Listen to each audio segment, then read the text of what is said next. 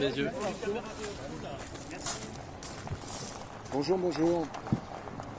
Écoutez, on sort d'une réunion de travail avec le président de la République et le ministre du Travail et la première ministre.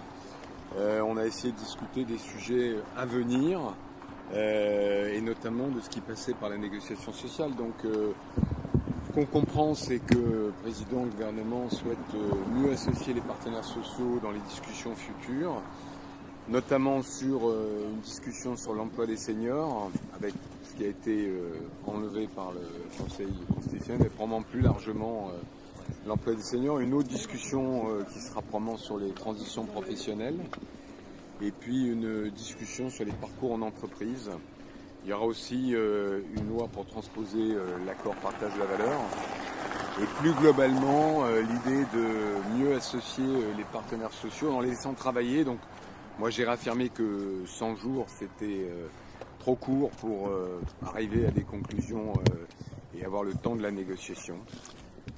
Voilà, donc on attend évidemment que les syndicats reviennent, pas avant le 1er mai, si j'ai bien compris les déclarations des uns des autres. On aura sûrement, nous, des contacts directement avec l'organisation syndicale pour voir ce sur quoi on peut se mettre d'accord pour négocier. Et donc vous n'avez plus 100 jours, mais jusqu'à la fin de l'année, c'est ce que vous a dit Emmanuel Macron? On a le temps qu'il faudra pour arriver à négocier. Vous savez, nous, alors évidemment, on peut trouver ça trop lent, mais on a mis 7 mois pour l'accord partage de la valeur, on a mis, je crois, 9 mois pour l'accord qui n'est pas encore signé, mais qu'on a mis sur la table la semaine dernière sur transition écologique.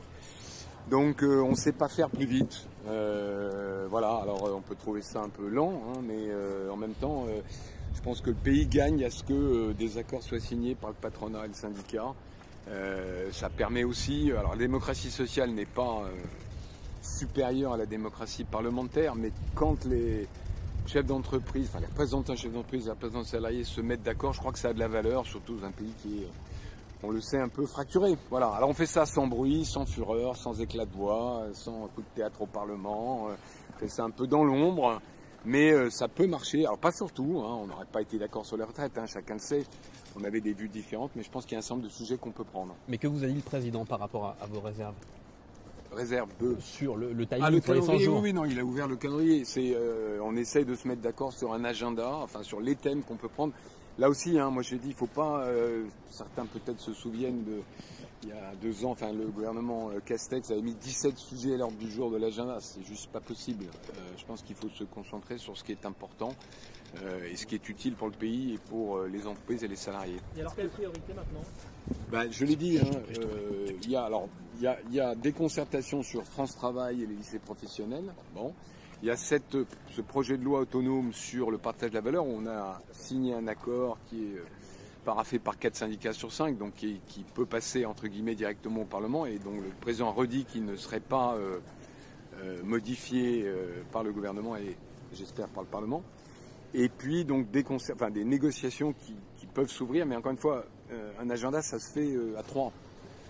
C'est-à-dire que comme les syndicats n'étaient pas là, il faut que nous, on prenne contact avec les syndicats, qu'on leur dise sur les seniors, qu'est-ce que vous avez en tête. Moi, je ne souhaite pas m'engager dans une négociation si, par avance, on sait que ça va échouer. Je crois que ça sert personne, ni les relations patronales, ni les relations syndicales.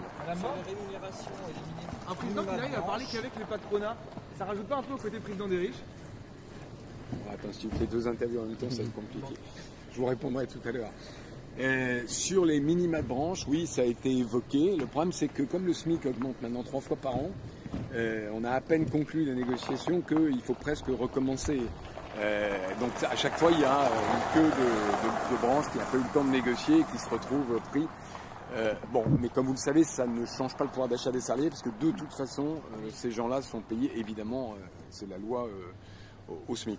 Le président l'a dit depuis 2017. Non, on a évoqué, juste sur ces sujets-là, on a évoqué un sujet qui commence à monter, c'est que il y a entre, on va dire, 1,2 le SMIC et 1,8 le SMIC, avec la prime d'activité qui a été mise en place depuis les Gilets jaunes, avec la crémaillère des charges sociales, un sujet, c'est que quand on donne 100 € supplémentaires à un salarié, en fait, dans cette tranche de revenus, il touche, alors ça dépend des tranches, mais il touche 30 ou 40 € seulement, voire quelquefois moins, parce qu'il perd une partie de sa prime d'activité. Et donc, alors il n'y a pas de solution simple, parce que non, si on retire la prime d'activité, ça pose un problème. Mais on voit des gens qui refusent d'être nommés chef d'équipe ou autre, donc d'avoir une augmentation de salaire, parce que justement il y a des responsabilités en plus et très peu de pouvoir d'achat supplémentaire. On doit en discuter, je ne sais pas s'il y avait une recette magique on l'aurait trouvé, mais je pense que ça peut faire partie des discussions à avoir avec les syndicats. Monsieur Roux de Bézieux, le président dit qu'il ne voulait pas vous brusquer, qu'il voulait vous laisser la main. Ce n'est pas la première fois qu'on entend le chef de l'État dire ça depuis 2017. Est-ce qu'aujourd'hui vous lui faites vraiment confiance pour laisser les partenaires? Écoutez, moi, quand on me donne la main, quand on est prêt à discuter, je ne vais pas refuser. Donc oui, on va essayer en tout cas. Est-ce que vous avez senti une volonté différente de changer de méthode, comme il l'a dit à plusieurs reprises, ou est-ce que pour vous, c'est la même chose, le même tour de table que ce qui se passe depuis 6 ans? Non, les sujets sont différents.